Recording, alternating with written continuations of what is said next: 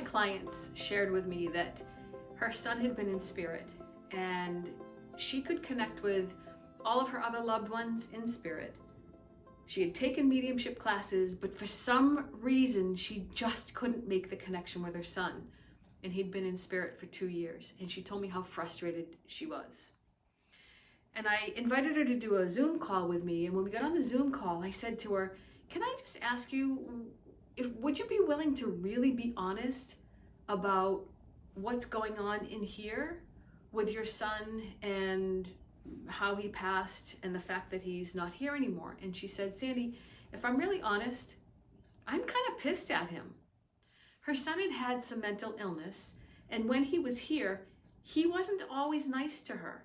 He was sometimes critical with her, he was sometimes short with her, and she felt a lot of hurt and anger that she had never expressed. So on this day, I said to her, would you be willing to express everything that you haven't said to him? And she's like, oh, I don't know if I can. She was really sweet, very, very nice, very kind, very polite.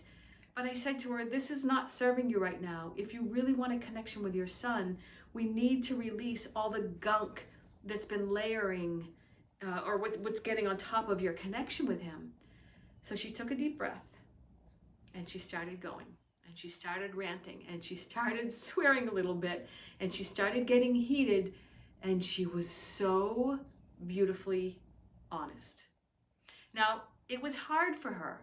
And think about it, for any of you who are out there who are moms, or especially moms of a child that's in spirit, there's a cultural conditioning that the messaging is you really shouldn't feel anything but love or unconditional love for your child, especially if you have a child in spirit. I encouraged her to break through that and just be so honest. And when she purged all of that, I asked her how she felt. And she said, wow, I didn't even know that that was in me, but I feel pretty good. And so then I invited her to take some breaths, and I invited her into this space where she would make her own connection to her son in spirit. And she got quiet.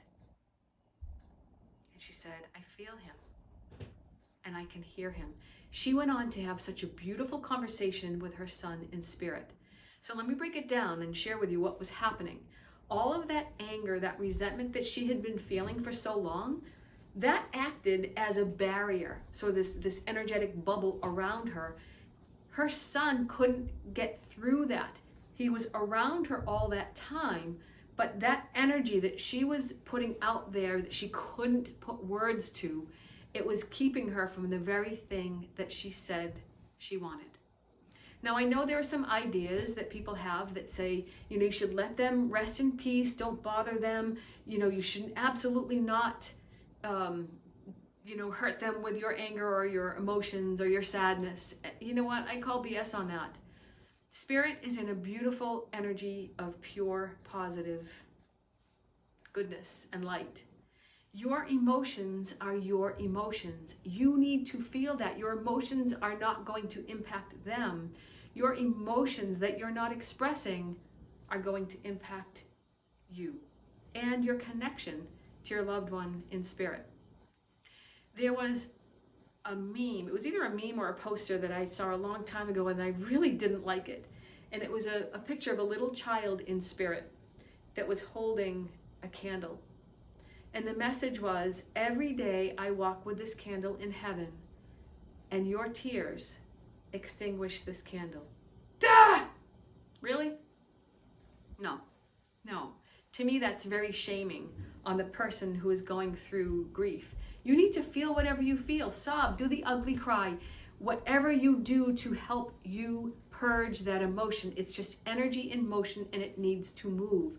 Your loved one in spirit is cheering you on. I know that my client's son was really proud of her because he was like, Mom, you are so real right now. This is what I've wanted from you. So she was so happy because she finally had her connection.